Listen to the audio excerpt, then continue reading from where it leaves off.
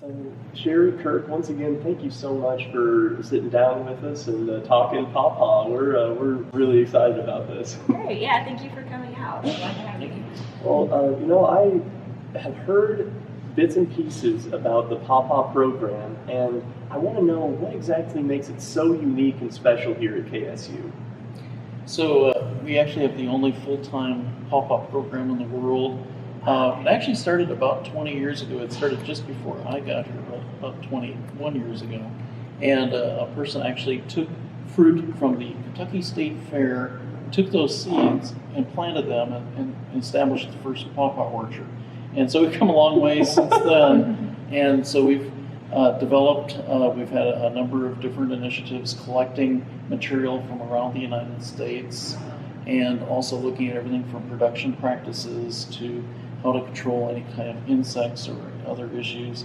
And then we've also started Pawpaw breeding, and that's been very successful. I think Sheri could tell you about some of our varieties that we have now. Yeah, definitely. So there's actually about 50 Pawpaw cultivars available. A lot of people don't know that just like there's Honeycrisp apples and Fuji apples, there are named varieties of Pawpaw also that have improved fruit quality over the wild fruit that you find. So like Dr. Pomper said, we've been doing Pawpaw breeding for a number of years to try to develop some superior cultivars. Our first release was KSU Atwood that we released, I believe it was 2008. Then KSU Benson was our second cultivar release, and KSU Chappelle was our third Pawpaw cultivar that we released just last year. So KSU Benson is an early ripening variety. We'll see it getting ripe about late August. It has a really round, almost baseball or softball sized fruit. KSU Atwood is later ripening, has kind of a mango flavor to it. KSU Chappelle, that's our most recent cultivar, is kind of mid-season ripening, fills in that gap.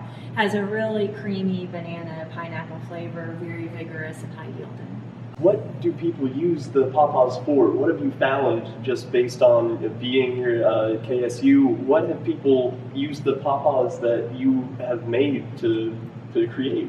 Well, of course, you can eat them fresh. You can slice them and cut them open and eat with a spoon right off the tree. But we have done some recipe development here also. I think Pawpaw ice cream is the most popular item we make. So Pawpaw ice cream, Pawpaw jam, we have made Pawpaw jam. And anything you do with bananas, you can substitute Pawpaw because Pawpaw has kind of has a banana mango flavor. So if you like making banana bread, banana muffins, things like that, you can use Pawpaw. Do you think a Pawpaw cider could ever be in the works? I think that could be good. I should mention, Pawpaw wine, Pawpaw beer, items like that are also made. So. I think the big thing is that Pawpaw, although it has a very good aroma and it's fairly strong aroma and great flavor, it is easy to cover it up with other things. And so that's why we've had to work with a lot of different recipes, trying to come up with different things. And there's a lot of entrepreneurs out there really trying different combinations, everything from hot sauces to compost to you name it. And so we really want to work with those small farmers so that they go out there, have their unique recipe, and they grow Pawpaws and have a new product. So we've done a lot of taste testing of different varieties too, and just like with apples, there's a wide range of preference, and some of those are probably better for certain types of processing than others too. Some are better for fresh market. With Pawpaws, can they be grown everywhere in Kentucky, or is it isolated to, say, central or western? How does that work? Yeah, as far as the climate, Pawpaws can be grown anywhere in Kentucky. Most places in the U.S., with the exception of the very farthest southern regions, because they do need a certain number of chill hours in the wintertime, and the very farthest northern regions, they're hardy to about 25 below Fahrenheit. So they're very cold hardy, but not for like northern Minnesota or North Dakota, somewhere like that. They would not be cold hardy. But yeah, Kentucky, you can grow them anywhere. They do produce most fruit in full sun. So for fruit production, we recommend a site with full sun. Not in low-lying areas because those are kind of frost pockets. You'll tend to have more frost damage areas like that. Somewhere with a good, deep, rich, well-drained soil with a lot of organic matter is an ideal site. How tall do Pawpaw trees grow usually? Like if someone planted it in their backyard, would it take over, or would they be able to manage it? How does that work? Well, they really can get up to about 25 feet tall, believe me, you don't want a pawpaw hitting you from 25 feet.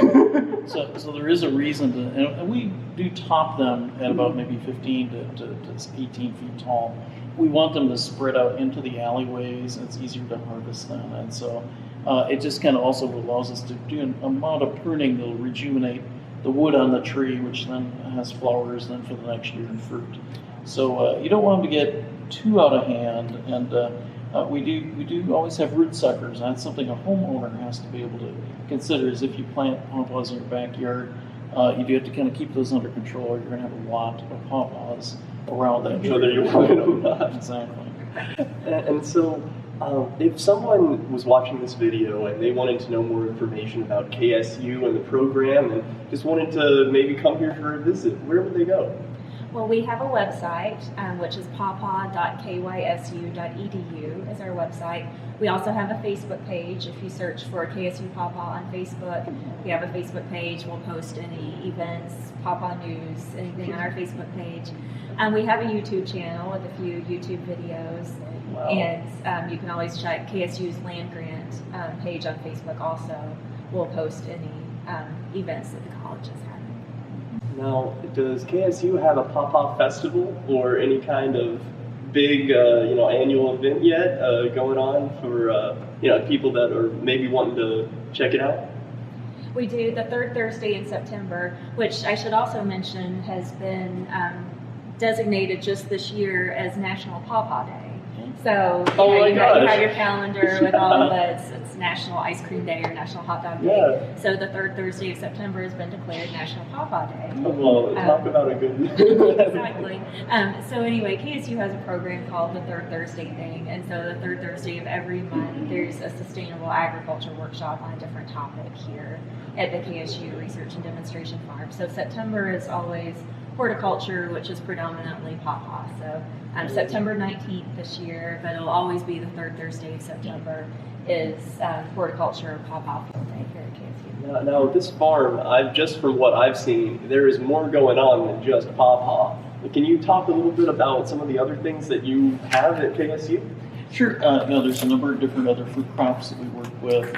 We have American persimmon also here. We have a number of different varieties, and it has some of the same, I guess I'll say, desirable traits the pawpaw has, a unique flavor and a lot of different uses. We also work with blackberries. We looked at trying to find blackberries that grow well in Kentucky and they're autumn fruiting.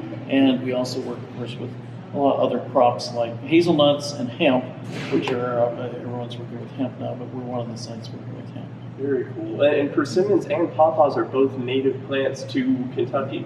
Yes, exactly. A lot of people are interested in both, so we kind of tie them together. But yeah, both native fruits to Kentucky. Well, I'll tell you what, it is just, I have tried to find the pawpaw in every single farmer's market in Louisville, and they just sell out like crazy nowadays. Yes. What do you guys think the future of pawpaws are in Kentucky? I think it's strong. 20 years ago when I came, pawpaw was just a very, more of a concept than a reality, and now I think we've really moved very quickly to it establishing now as a commercial crop. It just has a long ways to go, and I'm not sure, if success is getting into Kroger. I'm not sure that's something that we want to do. We want to be a gourmet fruit. We want to be in various settings in restaurants, and we don't want it to lose its niche as a gourmet fruit, in a way. And a lot of farmers would like that niche, and so that's absolutely. I do think the biggest growth now has been in the fermentation industry. Right now, you can commercially buy pawpaw beer, pawpaw wine, and a pawpaw brandy or two out there also. So I do think that's kind of been the most rapid commercial expansion. But I'd say the future is bright for pawpaw. We could always use better varieties. We've got some really good ones, but we're still breeding for additional varieties in the future. And so what are some of the challenges with someone growing pawpaws? Are there any risks? Are there any pests? Well, pawpaws are pretty easy to grow organically or sustainably. We showed you a fungal fruit spot that we see on the fruit out in the orchards. Like we discussed out there, it's mostly cosmetic, so it's on the skin. When you cut into the fruit, it's fine on the inside, unless in severe cases it causes cracking. But it's still something that consumers don't like to see if they've never eaten pawpaw before and they're at the farmer's market and they look at all these black spots. They may not like that. There are not a lot of insect pests, so it is easy to grow pawpaw organically. The main challenge is probably the short shelf life, which kind of ties into it not being this big nationwide crop that's available at Kroger. So it's very delicate, bruises easily, has a short shelf life, so it's hard to ship for long distances or store for a long time. So get it while it's ripe, right? Exactly. Yeah. It makes it a hot commodity when it's in season. But you can freeze the fruit. So we process and freeze the fruit to use in the jam and the ice cream and baked goods. So that's how you can store it for longer term. Oh, yeah, I'm gonna have to pick your brains for a recipe on Pawpaw ice cream. That is amazing. Definitely. I'm Sheri Crabtree. Thank you for joining us today at the KSU Research and Demonstration Farm for our tour of the Pawpaw orchards. If you'd like more information on our Pawpaw Research and Extension Program, you can look at our website, which is pawpaw.kysu.edu, or our Facebook page at KSU Pawpaw. And I'm Kirk Pomper, and I hope you'll enjoy Pawpaw in its season and become an enthusiast like we are. Thank you for watching.